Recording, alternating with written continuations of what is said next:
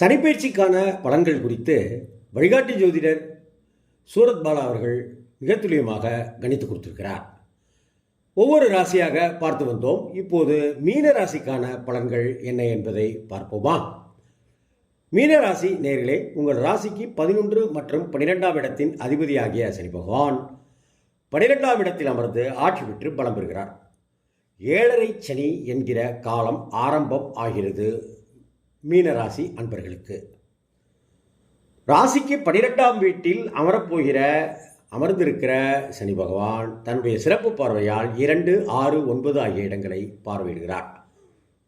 உங்கள் ராசிநாதன் குரு பகவான் 3ஆம் வீட்டில் அமர்கிறார். இவர் தன்னுடைய 5, 7, 9ஆம் பார்வையால் 7, 9, 11 ஆகிய இடங்கள் புனிதமடையும். குரு பகவானுடைய சுப பார்வையால் தம்பதி ஒற்றுமை என்பது அதிகரிக்கும். தந்தையின் உடல்நிலையில் நல்ல முன்னேற்றங்கள் ஏற்படும். மூத்த சகோதர வழியில் நல்ல செய்திகள் வந்து சேரும். குடும்பத்தில் நல்ல மகிழ்ச்சியான சுப நிகழ்ச்சிகள் நடக்கக்கூடிய காலகட்டமாக இந்த சனிப்பெயர்ச்சி காலம் இருக்கும். ஒற்றுமை என்பது உறவுகளிடத்தில் அதிகரிக்கும்.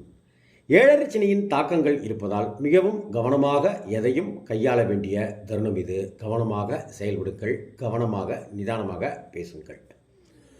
மிக நிதானித்து பேசக்கூடிய, ஆழமாக யோசித்து பேசக்கூடிய காலகட்டம் இந்த காலகட்டம்.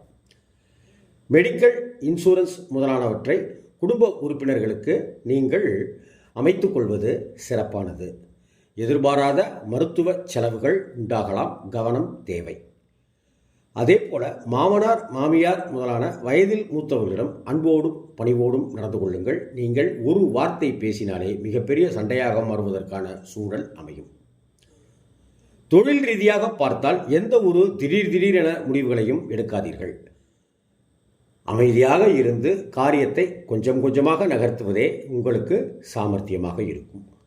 இருக்கின்ற வேலையை விட்டுவிட்டு புதிய வேலைக்கு முயற்சி செய்தால் என்ன என்பது தேவையில்லாத விஷயம். வீண் முயற்சியில் ஈடுபட வேண்டாம். அது மன உளைச்சல் என்பதை மேலும் மேலும் அதிகப்படுத்தக்கூடியது. அவசரப்பட்டு வேலையை விட்டுவிடாதீர்கள். இருக்கின்ற வேலையை சிறப்பாகவோ அமைதியாகவோ செய்து அதை தக்க வைத்துக் கொள்ள பாருங்கள். ஆசையை காட்டி ஏமாற்றும் காலம் இது. அப்படியான ஒரு சனிப்பெயர்ச்சி 7.5 சனி காலகட்டத்தில் நீங்கள் இருப்பதால் யாருக்கும் பொய்யான வாக்குறுதிகளை தந்துவிடாதீர்கள். பொய்யான வாக்குறுதிகள் தருபவர்களை நம்பி ஏமாந்தும் விடாதீர்கள். உடல்நிலையில் அதீத கவனம் காட்டக்கூடிய காலம் இது. எப்பொருள் யார்வாய் கேட்பினும் அப்பொருள் மெய்ப்பொருள் காண்பது அறிவு என்கிற வள்ளுவராரின் வழக்கத்தின்படி வாக்கின்படி வாழ்க்கையை அமைத்து கொண்டால் சகலவிதமான நன்மைகளும் உங்களுக்கு கிடைக்கும். எந்தவிதமான விஷயங்களை பற்றி நம்மிடம் பேசினாலும் அதை பற்றி எல்லாம் கவலைப்படாமல் அதில் உள்ள உண்மையான அர்த்தத்தை புரிந்து உணர்ந்து தெளித்து செயல்பட்டால் மிகவும் நல்லது.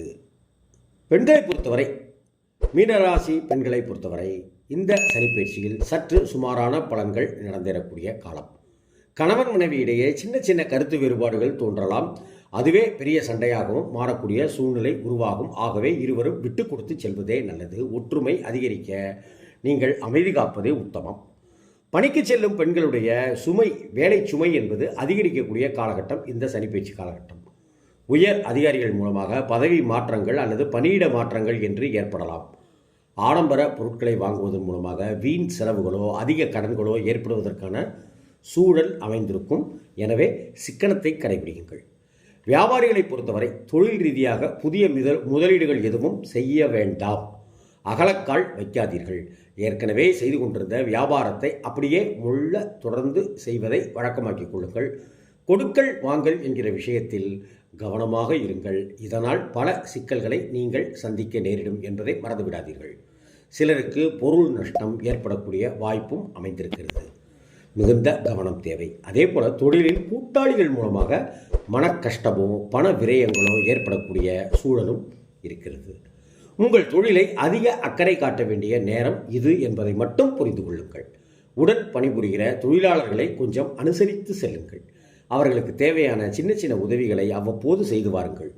கடினமான உழைப்பை நீங்கள் மேற்கொள்ளக்கூடிய காலகட்டம் இது. கலைத்துறையினரை பொறுத்தவரை இது ஒரு சுமாரான காலகட்டம்தான். சின்ன வாய்ப்புகள் வருவது போல் இருக்கும். ஆனால் அந்த வாய்ப்பும் கைக்கு வராமல் நழுவி போய்விடுகிற காலகட்டமாக இருக்கும்.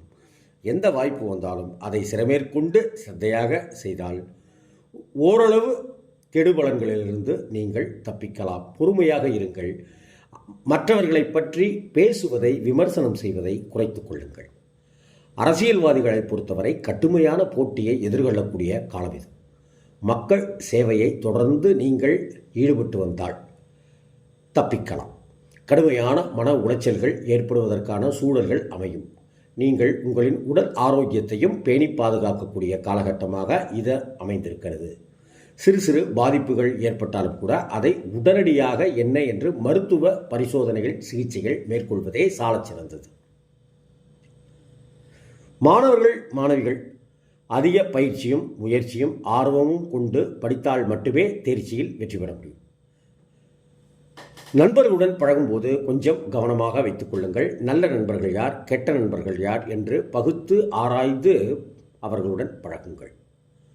பெற்றோர்களிடமும் ஆசிரியர்களிடமும் அன்புடனும் மரியாதையுடனும் நடந்து கொள்வது உங்களுக்கு ஆதரவையும் நன்மைகளையும் தரும்.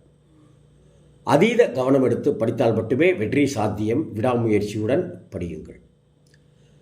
மீனராசிக்காரர்களுக்கான பரிகாரமாக திருச்செந்தூர் முருகப்பெருமானை குடும்பத்துடன் ஒரு முறை சென்று வணங்கி வாருங்கள், வழிபட்டு வாருங்கள்.